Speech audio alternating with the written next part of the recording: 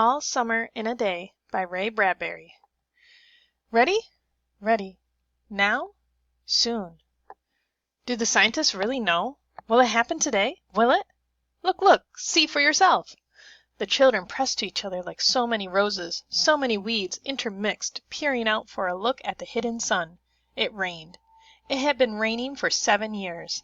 Thousands upon thousands of days compounded and filled from one end to the other with rain, with the drum and gush of water, with the sweet crystal fall of showers, and the concussion of storms so heavy they were tidal waves come over the islands. 1,000 forests had been crushed under the rain and grown up 1,000 times to be crushed again. And this was the way of life was forever on the planet Venus, and this was the schoolroom of the children of the rocket men and women who had come to a raining world to set up civilization and live out their lives. It's stopping! It's stopping! Yes, yes! Margot stood apart from them, from these children who could never remember a time when it wasn't rain and rain and rain. They were all 9 years old, and if there had been a day 7 years ago when the sun came out for an hour and showed its face to the stunned world, they could not recall. Sometimes, at night, she heard them stir in remembrance, and she knew they were dreaming and remembering gold or a yellow crayon or a coin large enough to buy the world with. She knew they thought they remembered a warmness, like a blushing in the face, in the body, in the arms and legs and trembling hands. But then they always awoke to the tatting drum, the endless shaking down of a clear bead necklaces upon the roof, the walk, the gardens, the forest, and their dreams were gone. All day yesterday they had read in class about the sun, about how it felt, how like a lemon it was, and how hot, and they had written small stories or essays or poems about it. I think the sun is a flower that blooms for just 1 hour. That was Margot's poem, read in a quiet voice in the still classroom while the rain was falling outside. "Aw, you didn't write that," protested one of the boys. "I did, Margot," said Margot. "I did." "William," said the teacher. But that was yesterday. Now the rain was slackening, and the children were crushed in the great thick windows. "Where's teacher?" "She'll be back." "She'd better hurry. We'll miss it." They turned on themselves, like a feverish wheel, all tumbling spokes. Margot stood alone. She was a very frail girl who looked as if she had been lost in the rain for years, and the rain had washed out the blue from her eyes, and the red from her mouth, and the yellow from her hair. She was an old photograph dusted from an album, whitened away, and if she spoke at all, her voice would be a ghost. Now she stood, separate, staring at the rain and the loud, wet world beyond the huge glass. "What are you looking at?" said William. Margot said nothing. "Speak when you're spoken to." He gave her a shove, but she did not move. Rather, she let herself be moved only by him and nothing else. They edged away from her. They would not look at her. She felt them go away. And this was because she would play no games with them in the echoing tunnels of the underground city. If they tagged her and ran, she stood blinking after them and did not follow.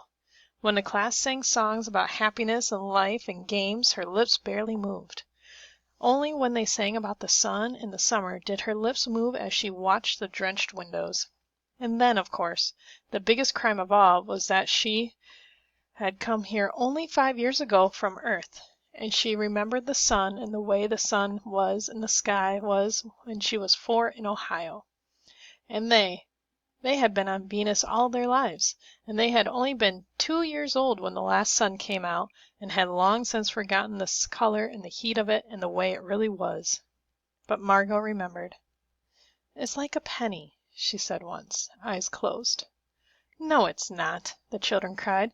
"It's like a fire," she said, "in the stove." "You're lying! You don't remember!" cried the children. But she remembered and stood quietly apart from all of them and watched the pattering windows. And once, a month ago, she had refused to shower in the school shower rooms, had clutched her hands to her ears and over her head, screaming the water mustn't touch her head. So after that, dimly, dimly she sensed it. She was different, and they knew her difference and kept away. There was talk that her father and mother were taking her back to Earth next year. It seemed vital to her that they do so, though it would mean the loss of thousands of dollars to her family. And so, the children hated her for all these reasons of big and little consequence. They hated her pale snow face, her waiting silence, her thinness, and her possible future. "Get away!" The boy gave her another push. "What are you waiting for?" Then, for the first time, she turned and looked at him, and what she was waiting for was in her eyes. "Well, don't wait around here!" cried the boy savagely. "You won't see nothin'." Her lips moved. "Nothing!" he cried. "It was all a joke, wasn't it?" He turned to the other children. "Nothing's happening today, is it?" They all blinked at him and then, understanding, laughed and shook their heads. "Nothing! Nothing!" "Oh, but," Margot whispered, her eyes helpless, "but this is the day. The scientists predict. They say. They know. The sun." "All a joke," said the boy, and seized her roughly. "Hey, everyone, let's put her in a closet before the teacher comes." "No," said Margot, falling back. They surged about her, caught her up and bore her, protesting, and then pleading, and then crying, back into a tunnel, a room, a closet, where they slammed and locked the door.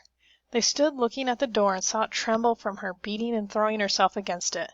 They heard her muffled cries. Then, smiling, they turned and went out and back down the tunnel, just as the teacher arrived. "Ready, children?" She glanced at her watch. "Yes," said everyone. "Are we all here?" "Yes." The rain slacked still more. They crowded to the huge door. The rain stopped.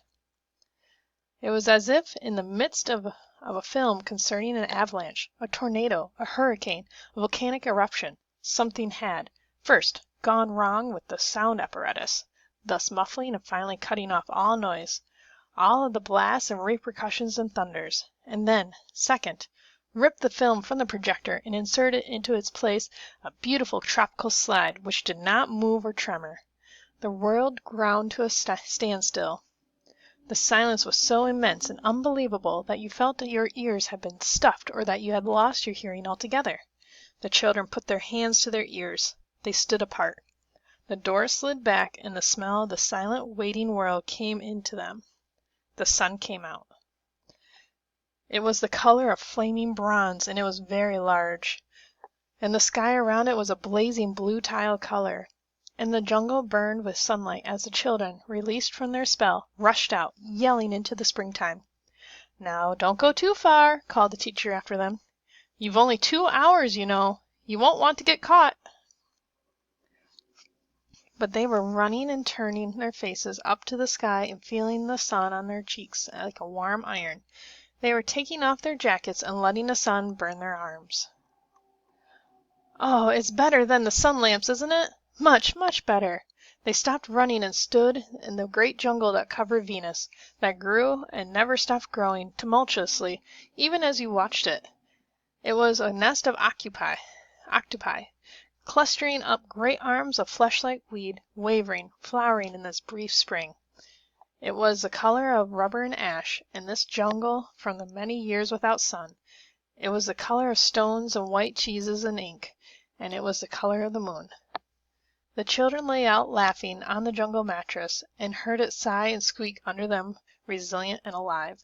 They ran among the trees. They slipped and fell. They pushed each other. They played hide and seek and tag. But most of all they squinted at the sun until the tears ran down their faces. They put their hands up to that yellowness and that amazing blueness, and they breathed of the fresh air and listened to the silence which suspended them in the blessed sea of no sound and no motion. They looked at everything and savored everything. Then, wildly, like animals escaped from their caves, they ran and ran in shouting circles.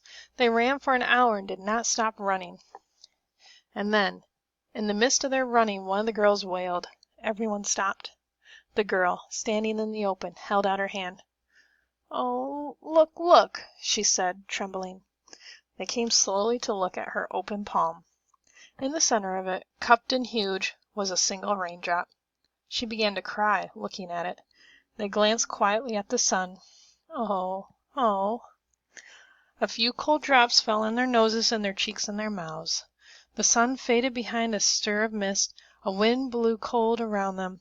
They turned and started to walk back toward the underground house, their hands at their sides, their smiles vanishing away.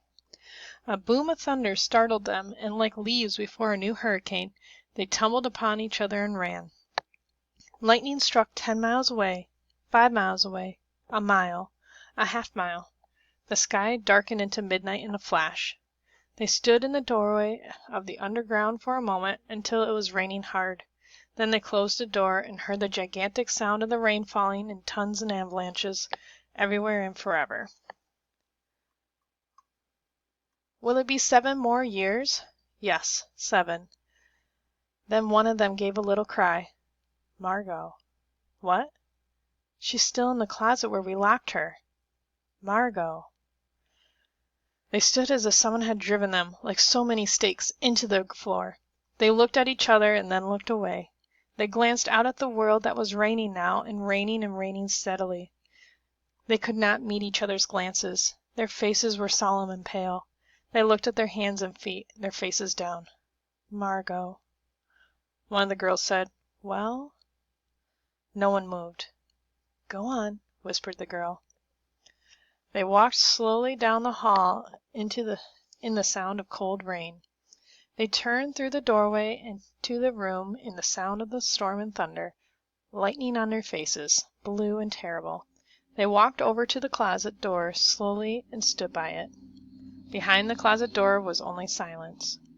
They unlocked the door even more slowly and let Margot out.